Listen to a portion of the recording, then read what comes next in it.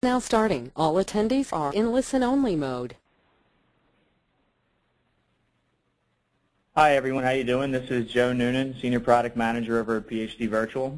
I'm joined here with Sarah Doyle, one of our Senior Sales Engineers. And today we're pretty excited to be talking to everyone about our first step into our PhD Virtual's cloud strategy today. And we've branded this as a separate module called CloudHook. And so I'll just kind of get into a little bit of an overview of the company itself for those that might not be completely familiar. I will talk a little bit about that strategy, not just with the initial CloudHook release within PhD Virtual Backup 6.2, but also our strategy that we want to lay out over the course of the year, next 12 to 18 months. And then we'll get into some of the detailed specifics around CloudHook itself. Just to remind everyone, if you have a question at any point in time, feel free to use the questions or the chat box. We'll be monitoring that, and we'll probably be answering most of the questions at the end of the session. So just a little bit about PhD Virtual and who we are. So there's a few tenets that we really try to live by here in all of our products. And it's really around being powerful, easy to use, and affordable. We serve, for the most part, the SMB. We scale quite well to larger enterprises as well, as you can see on the right-hand side with some of the big names that we have as customers. And it's because of the flexibility and scalability of the product that we can extend into those markets. But it's very, very important that with PhD and everything we do that it's very, very easy to use and affordable. In the next couple of slides, I'll talk in detail about what that really means because, frankly, most products in the marketplace are going to give you a lot of those same things around ease of use and affordability. We have some specific things about our architecture that really help us differentiate in that area. So just last quarter, we experienced our 11th consecutive quarter of record revenue growth, which is a great milestone for the company. We also achieved our 5,000th customer, so things are growing very well here at PhD. We continue to be recognized by the industry as a leader in virtual machine backup. Citrix has made a personal investment in PhD to help us adopt and continue to deliver against the Citrix Zen server platform for virtual machine backup. We're one of the only ones in the space that can do that. And not on the slide, but we recently did get named one of the top 15 fastest growing storage startups by Storage Newsletter. So things in Q4 went very well for PhD Virtual. We're going to continue to build that out in terms of our momentum in 2013, and we think that CloudHook is a great way to start the year. And the overall cloud strategy we're going to be launching throughout the year to continue to enhance that functionality is something that we believe we're going to be continuing to deliver great value for our SMB customers looking for better off-site options than what they have today. So I mentioned before that there's three main monikers we try to live by: powerful, easy to use, and affordable. So there's a few ways that we do that. Now, first of all, so I'll just note that we support both VMware vSphere and Citrix Zen Server. We'll be supporting Hyper-V later on this year, so we will have support for all the major hypervisors here in 2013. Now, there's three core ways that we achieve our ease of use and affordability and the powerful monikers that we talked about earlier. So number one is we deploy as a Linux virtual appliance. So we leverage your existing virtual infrastructure. There's no additional Windows OS or Windows management fees. As you probably know, managing a Windows box compared to a lockdown Linux appliance will certainly be more from a TCO perspective. And when it comes to things like antivirus and patching and all that goes along with managing Windows, Windows is not a bad thing, but at the same time, we leverage that existing infrastructure with no additional hardware and software costs. And that's a key point for PhD Virtual's architecture and how we're easy to deploy, easy to use, and fast to value.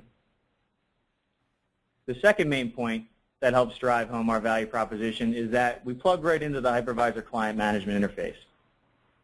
So when you deploy us, we are a new product for you, but we try to limit the amount of learning curve that you have for learning that new product, and that through the Zen Center client or the VMware vSphere client, the interfaces that you're used to working with every single day, we plug right into those in a context-sensitive way so that you can right-click any object in your virtual environment and see PhD Virtual there, and you'll be able to choose backup, recover, replicate, or you can launch our console for advanced reporting. But we're hooked directly into that interface that you use every day, and that really does help decrease the learning curve around PhD Virtual and using our product.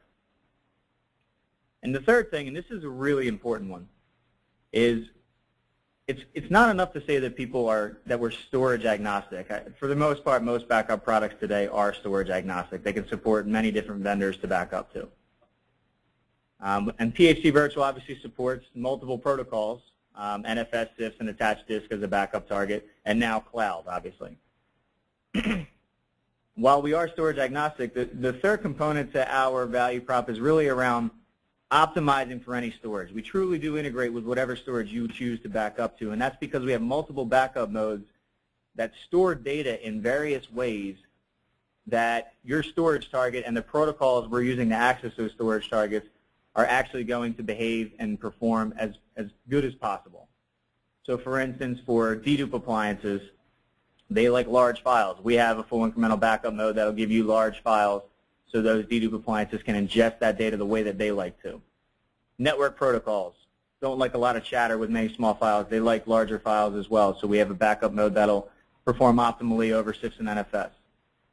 And for anything that can use attached disk, if you want PhD to be as efficient as possible, we have a great backup mode called the virtual full backup mode that I'll talk about in a lot of detail around our cloud strategy here, that has a lot of great deduplication benefits, excellent long-term retention benefits, as well as a forever incremental model, which is great for those block-level devices that you can back us up to. And cloud storage is going to be one of them when I get into how we've architected it. So with those three core components, existing infrastructure, your existing management interface, your existing storage, whatever that might be, the fact that we can plug right in there and drop right in and work optimally in those environments, that's where we get that ease of use and affordability that most other products just cannot provide. And I'll talk just a bit about that here in the next slide. So when we look at that advantage, let's take a look at what other products generally do as a part of their architectures. Most of them run on top of Windows. They either want you to run as separate physical servers, or they recommend it, which adds additional infrastructure. Or if you do even run as a VM, a Windows 2012 or a Windows 2008 VM these days is a heck of a lot more resources in terms of CPU and memory usage than a lockdown tiny Linux appliance that we offer. So you're either going to be adding additional infrastructure or using more of your virtual infrastructure to leverage the architectures that we generally see in a competitive market. And additionally, as you look at those architectures, they need additional hardware to connect into the SAN. They generally have additional machines to run their clients for their interfaces. And most of them leverage just one basic backup mode that is often a full incremental mode that has no true forever incremental capabilities. They may have synthetic full backup processors or try to do something savvy at the storage level, but no matter what, most backup products still require that periodic extra processing to create and limit that full incremental backup chain. So PhD Virtual, we think, really has a great message from an architectural perspective, because let's face it, when it comes to backup, you're moving a lot of data. Everybody's accessing data in the same ways through the same APIs. It's how you deploy, how easy you are to use, and what you do with that data in terms of recovery that really helps us stand out from the rest. So now that we have the background of PhD Virtual and the product, I just wanted to start with a couple of slides on our cloud strategy for 2013 and early 2014. So for PhD, we see three key components to this strategy as a part of our execution to ensure that we are able to cover as much of the market as possible. Let's face it, the SMB market is large, it's growing, and when it comes to getting involved with cloud, it's relatively new. There are a lot of different ways to do it, and there is no one real standard at this point in time. So we want to make sure that we have as much coverage as we can in the marketplace for the solutions that we're going to be bringing out over the next 12 to 18 months. So the first key component here is what you're going to see in 6.2 with CloudHook, and that's tight integration with major third-party storage providers. So here we're talking about cloud storage being the big guys, Amazon, Rackspace, Google.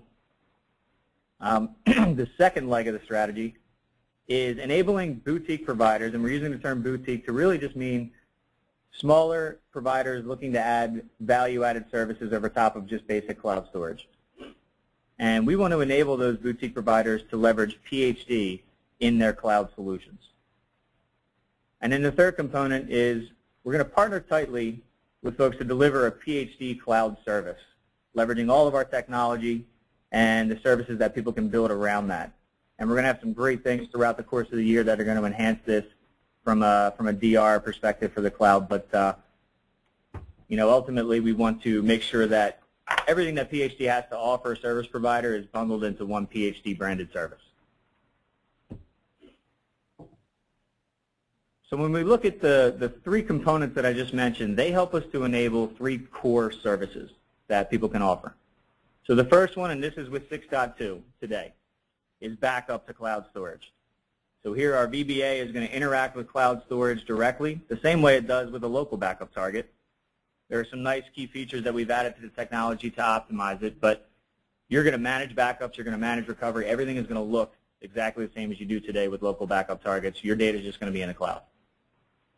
And we always do recommend that it's important to have local backups as well, so we do expect folks to use a hybrid strategy, and you can set up another VBA to do that.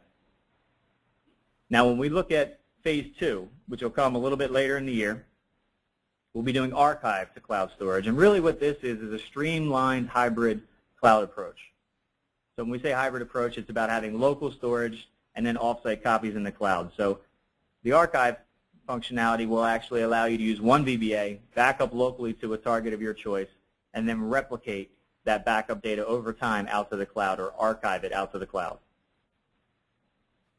Now, the third component is a little bit different and much more involved, but also adds a lot more value to the SMB and to these boutique providers we mentioned, is cloud DR. So we're talking about recovery and disaster recovery into the cloud infrastructure. So once we get those backups out to cloud storage, providers will be able to leverage those backups to perform VM replication or instant recoveries into their cloud infrastructure to allow folks to recover into the cloud. So something that SMBs obviously do not have in most cases are secondary sites, especially with the full secondary infrastructure to perform true DR if something were to happen. And PhD is going to be putting together a great cloud DR related service with a lot of great technologies that are going to add a ton of value for providers in that space to help them differentiate from just the basic cloud storage providing services that you get from backup and archive, but leverage that cloud infrastructure as well. So again, just to point out, these are three things that are going to be coming out over time. Backup is now in 6.2, archive is a future item, and cloud DR is a future item as well. So I just want to make sure that that's clear. Now, if we take a look at how those services break down by the different providers that we support, the cloud storage providers will definitely handle backup and archive great. But the disaster recovery piece, trying to leverage Amazon, Google, and Rackspace is actually pretty problematic for a virtualization agentless backup solution like PhD. We'll see if in the future those providers enhance their APIs in a way that really enables cloud DR to be done in Amazon EC2 and things like that. And there are some solutions that are trying to go that route, but for the most part, those guys provide great cloud storage when it comes to data protection. It's low cost, and that's really where PhD's technology is going to deliver to those, is going to be in the cloud storage area for backup and archive. It's the boutique providers and the PhD virtual cloud service that leverages PhD virtual under the hood within the cloud that you can really do some great things when it comes to disaster recovery. So that's where we see the DR piece coming in and being extended to, is those boutique providers and the PhD cloud.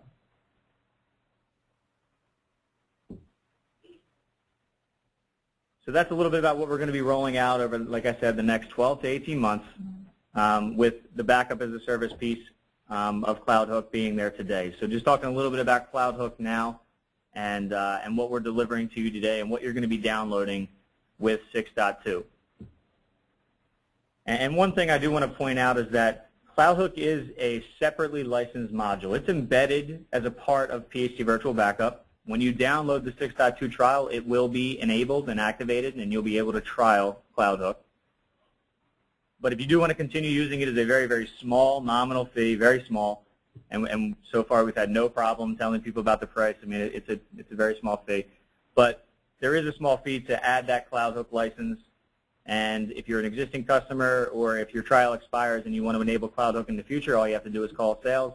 We'll get you the license for the small fee. and you'll be able to back up to the cloud. So really, CloudHook, what it is that connection from your VBA into cloud providers. Now, it's important because, let's face it, managing off-site storage and off-site backups can be really complex and costly. So cloud storage provides you a very, very easy, set-and-forget-it, scalable, low-cost off-site storage option.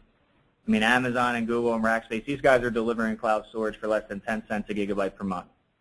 And that's a great thing, and that's helping this become a true market that people can materialize into a real solution, given that the costs have come down and really started to compete with what's there on local storage. And when you think about the fact that you don't have to manage that cloud storage at all, it frees up your time to handle more higher priority products.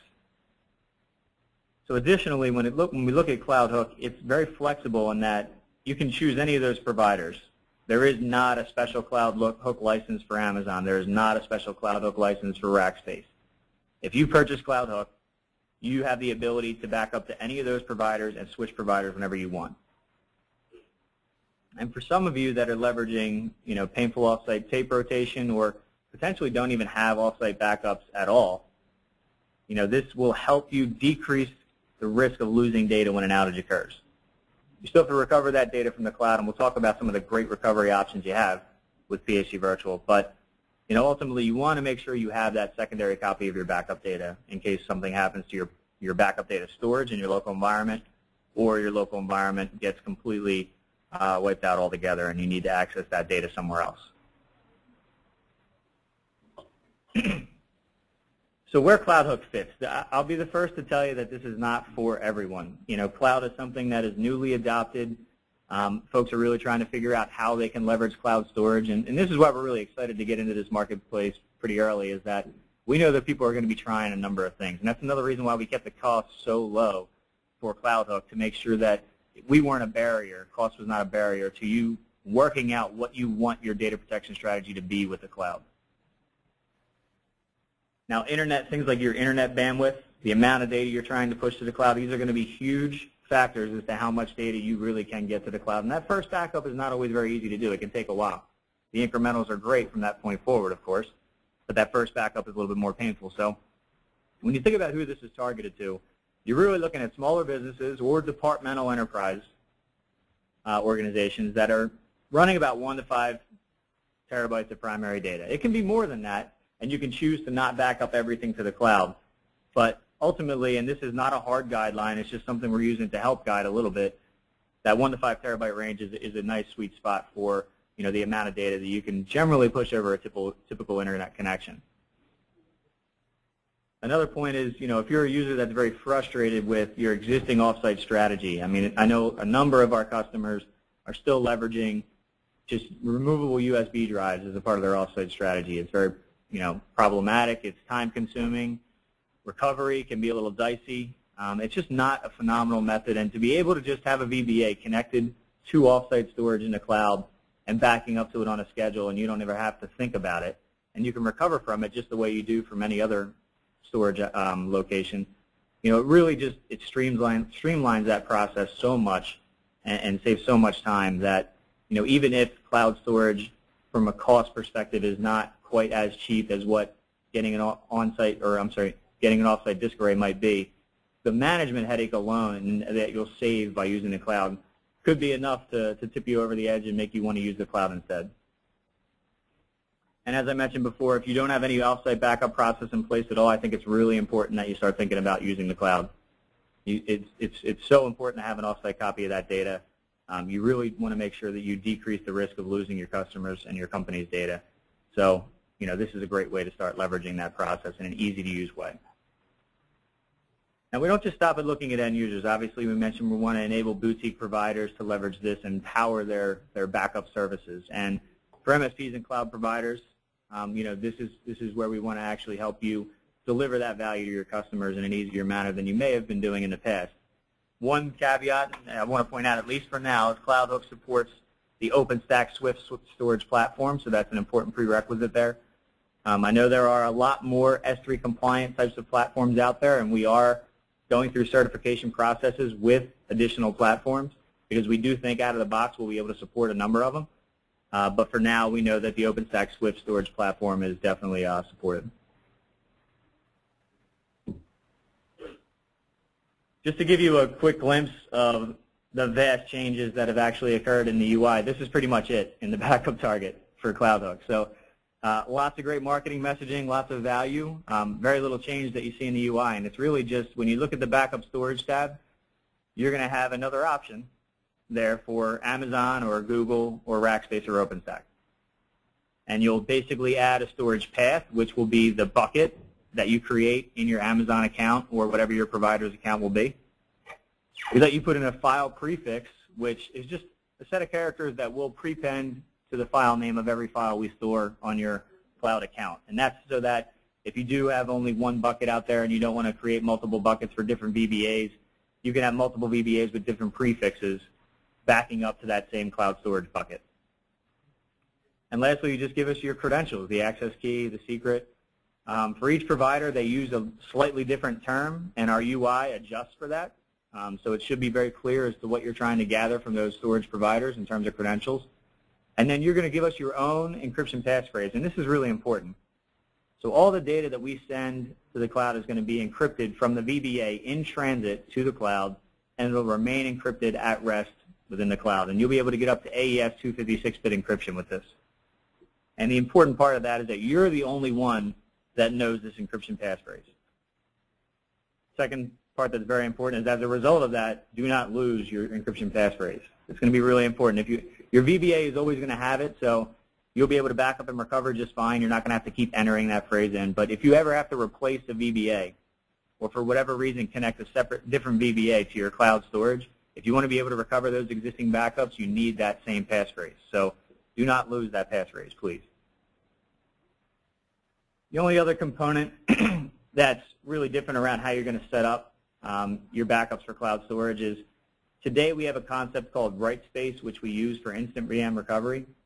And that write space is really just a local cache. It's a separate disk that you attach to the VBA, and it caches changes that occur while the VM is running from the backup storage for instant recovery.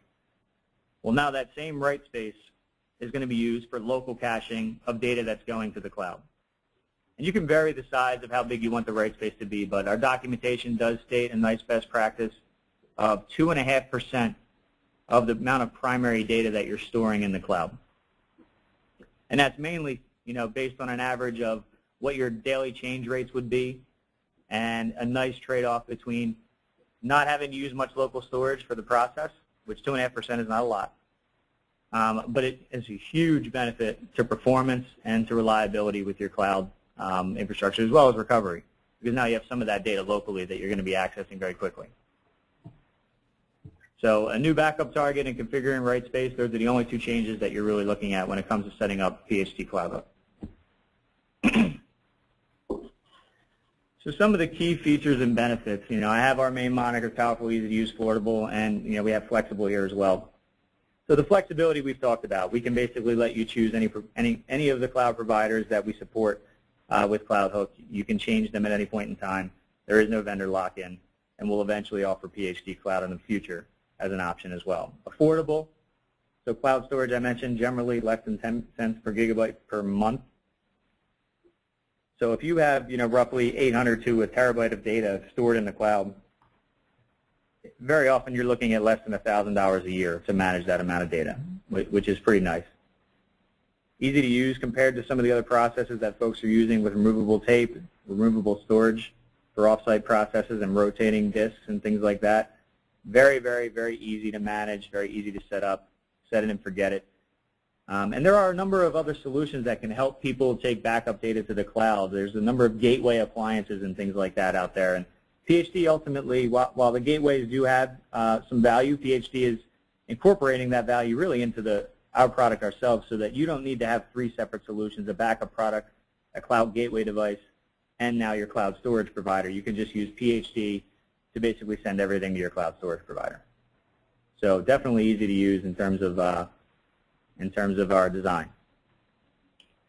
Now the powerful component is something I want to spend a little bit of time on. So PHP's virtual full model delivers a number of really, really great benefits that are incredible for cloud and helping to adopt the usage of cloud storage. So number one is that we do global deduplication. So data reduction is extremely important when it comes to sending lots of backup data over the internet. You want to minimize as much as possible how much data you have to send. It's important for your bandwidth. It's important for your cloud storage as well because you're paying for every gigabyte that's stored out there.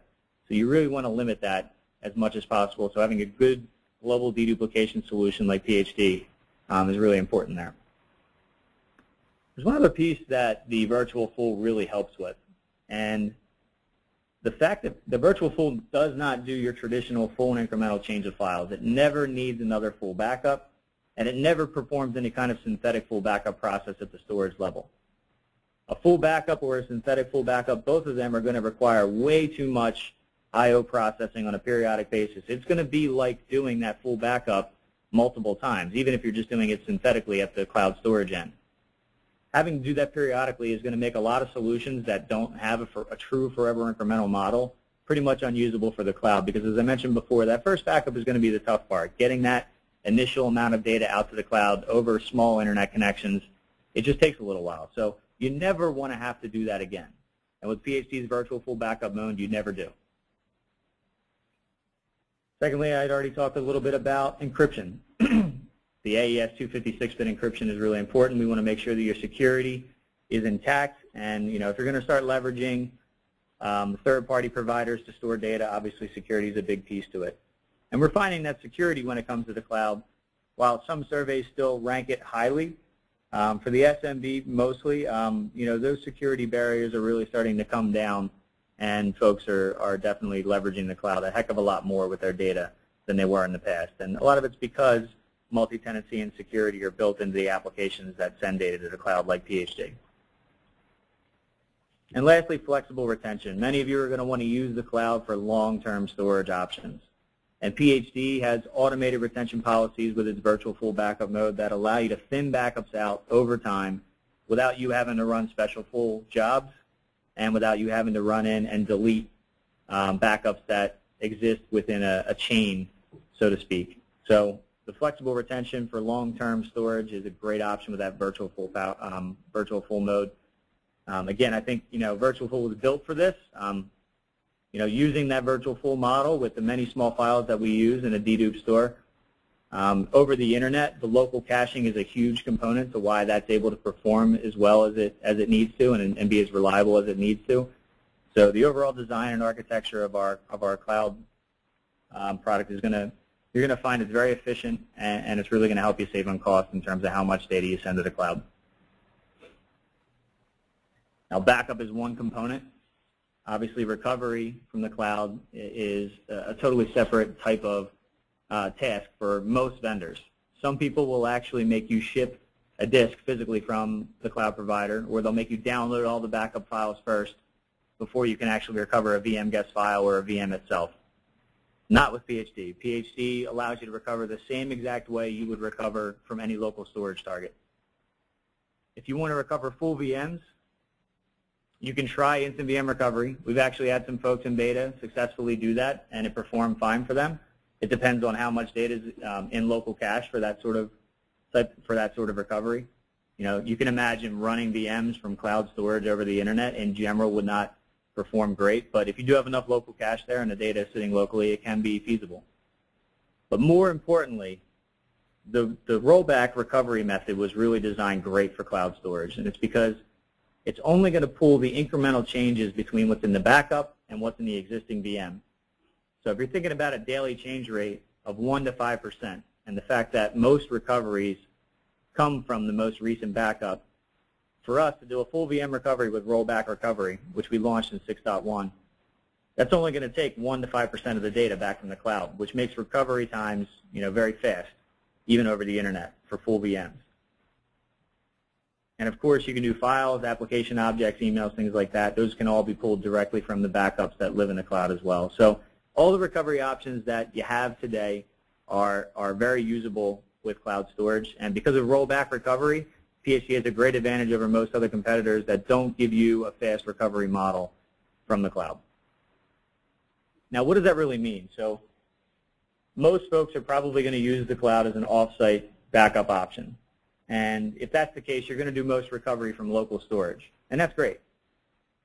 Because we can do pretty good and fast recovery models from the cloud, though, it does give you an option to start thinking differently about how you might want to leverage cloud storage.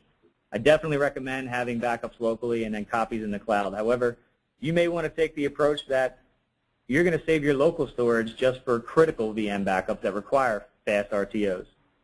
And you'll be able to increase your storage capacity locally by not having to use it for the non-critical VM backups. You could send those non-critical VM backups directly to the cloud. Cloud storage is highly redundant, very durable. It doesn't require the same amount of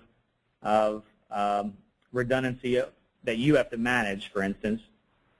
And it can be a great option because of rollback recovery and the file recovery processes for your non-critical VMs that don't have strict recovery time objectives. So, ultimately, it's certainly up to you as to how your data protection strategy is going to roll out when it comes to cloud.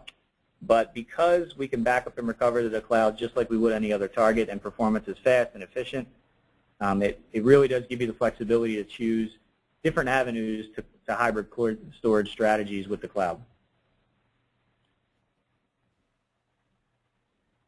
So that's it ultimately for the product and the technology. We'll definitely entertain a few questions here in a second, but I do want to let folks know about a couple of promotions that we're running right now through April 30th.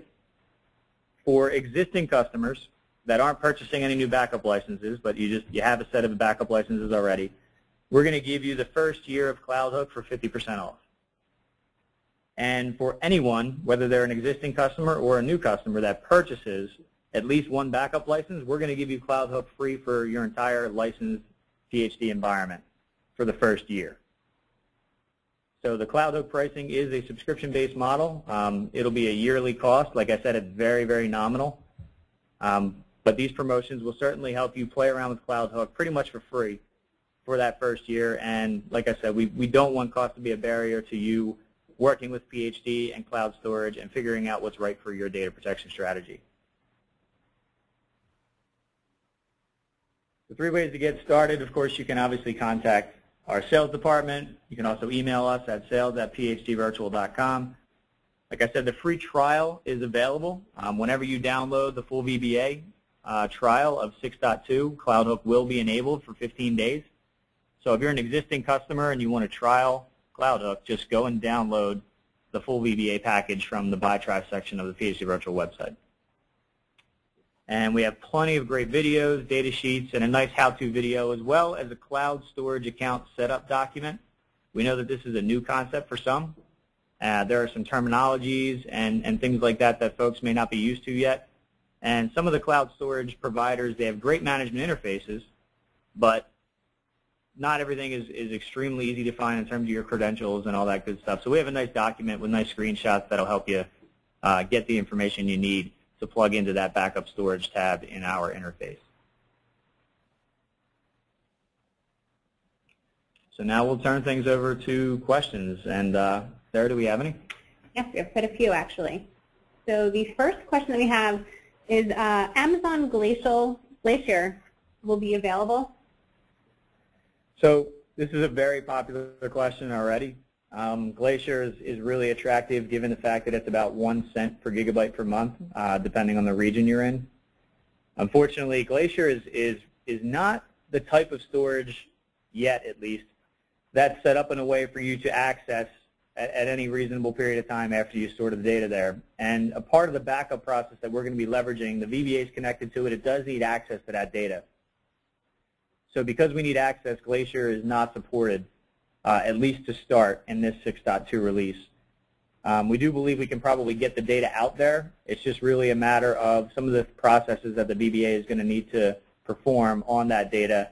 The data won't be available. So think about Glacier. It's set up to be a long-term archive, something that's very, very rarely touched, rarely used.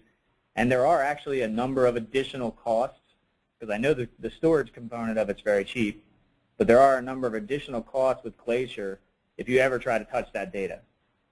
There's also additional costs if you try to delete the data within a 3-month period of time. So it's really set up in a model that is low cost if you use it the right way, which is put data out there and never touch it.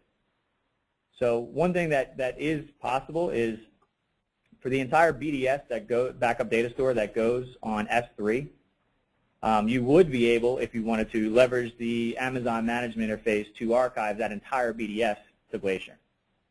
So you would be able to do things like that, but us writing directly to Glacier, because we can't access the data back from Glacier within a reasonable period of time, strictly by the way that the whole model is set up for how that works, that's the reason that we're unable to support it, at least in this first release. Okay, I have a second question here. Do you use different compression algorithms when writing to the write space compared to sending to cloud storage? No, the compression algorithm is the same. So data will follow its way to the write space and work its way out to the cloud. The compression component is the same as what we have today. Ultimately, you see anywhere between about 2 to 5 times the savings with our compression algorithms. Just compression alone, not dedupe. Okay, so will the encryption mechanism that is now available for cloud storage be available for local storage? So encryption has actually always been available since version 6. So yes, you can use encryption. It is not evident in the UI for how you set that up, so all you have to do is call our support team, and we will help you set up encryption. So that's something that we hope we will expose in a much easier fashion in a future release. Obviously for cloud storage, it's exposed nicely because encryption is a very core part of it. But it is available in the product today if you want to leverage it for your local storage as well. Okay, is CloudHook licensed per VBA or per server being backed up? CloudHook's going to be licensed per host. So the same way that our product for Citrix today is licensed per host, and for VMware it's also licensed per host right now, we are moving to a per socket model. The reason I bring that up is on April 1st we'll be licensing VMware per socket, but CloudHook will remain per host. There's a small fee per host per year for both VMware and Citrix. Okay. Rollback recovery only recovers virtual disk changes. What happens if you have a complete disaster and have to deploy a new VBA and recover entire VMs from the cloud? How are recovery times just as slow as the first initial backup? So in that particular model, I'm assuming, I think you're getting at a situation where the VM is not present anymore in the production environment. But given the way it was phrased, I'm going to answer just 2 separate questions here just to be thorough. Number one, if you lose a VBA, that's not a problem. Just make sure that you still have your encryption passphrase. You can connect a new VBA into your cloud storage and recover from that, and also back up to it and pick up right where you left off in terms of change tracking and CBT and deduplication and things like that, and you can recover from those backups. So if you just lose a VBA, that's not a problem. Just make sure you have that encryption passphrase to enter into the new VBA. If you lose the VMs themselves and you need to do a full recovery from the cloud, that's where, if you have enough local cache and the data is still there, instant recovery could be an option. I don't think it's generally going to be that practical, so you would generally use, in that case, a traditional recovery method, and that could take as long as the initial backup. Usually our full recovery is a little bit faster than the initial backup. Just the process in general that we move through does happen to be faster because we're not setting up dedupe and things like that. So I think it'll be a little faster. But yes, if you completely lose the VM and you have to recover from the cloud, it's going to have to pull all that data back from the cloud. Okay, great. So if we use Amazon S3, I see they charge for reads and writes. Have any idea what a 2 terabyte backup of various VMs would cost? So it's a good question. 2 terabytes, not off the top of my head, but what we have been seeing is that, and I don't want to mislead people with any estimates here, I don't want to make up numbers, but we have seen in a lot of our testing with smaller data sets that are around 50 gigabytes, it's still less than $1 per month in most of those cases. So if you try to extrapolate that out to what 2 terabytes might be, that might give you a kind of a hint. Generally, the API calls are a very, very small part of that overall cloud storage cost. Okay, another question. Does CloudHook support connection to a private OpenStack Swift cloud based on DevStack? I don't know. I'm not familiar with DevStack. I know that if you do have the OpenStack Swift platform, we can connect into that. There are some specific security nuances there. I believe Keystone version 2 for authentication is not supported, but everything else is. So that's the best I can answer that. I'm not familiar with DevStack itself, but we'd be happy to get back to you on that if you want to interact with us offline and send us an email. Do you plan to offer a cost tracker estimator for cloud storage in the future? It's definitely something we're thinking about. You know, ultimately, the cloud providers give you some nice calculators and things like that within their portals to help you understand cloud storage costs. I know there are some products like Cloudberry out there that integrate. They're not a VM backup solution, but they're a file backup solution for Windows, and they do some of that integration. And you know, it does seem like a nice ease of use feature, so we are contemplating it. But right now, you know, being efficient with getting data in and out of the cloud is the first priority, and we'll look to add those features in the future. Okay. Is CloudHook going to be available for both VMware and Citrix? Yes, for sure. Right. And last question here, what about Azure? It's a good question. Azure is definitely something we're looking at as another major provider that we want to support. We don't have any timeline on it yet. It depends on, you know, the API integration and what's involved there. There's some thoughts that it may actually work now, so there's certainly no harm in trying it. But you know, today it's not something that we have formally certified. Okay, so that looks like all of the questions so far. If there are any more questions, please feel free to type them right into the GoToWebinar console, and we'll be happy to answer them. Oh, got another one. Will PHP be having its own cloud storage? So the answer there is yes. Now, the important thing to note is we're not getting into the cloud storage business per se. You know, we're going to leverage a strategic partner to offer a solution wrapped around our technologies. You know, in the manner with which we're moving in this direction, and it's really to help flesh out that cloud DR service as well. So we'll build into backup and offer archiving, which will help people get used to putting data in the cloud, and then offer a really nice, robust DR solution. It's available to everyone, that solution. So all of our technology is available. We definitely want to be very channel-centric with this. Today, our strategy does state we want to have a PHP-branded service through a strategic provider partner. But we definitely are going to be using a hybrid direct and channel model there because the channel is going to be very important. Okay. So that looks like that's the end of the questions. And if you have any further questions that haven't been answered on today's webinar, please feel free to contact our sales at phpvirtual.com. And this webinar will be available on our website very shortly after we end the presentation. Okay. Thank you for joining us today for PHP Virtual CloudHook, and we look forward to working with you. Thanks, everyone. Thanks, Sarah.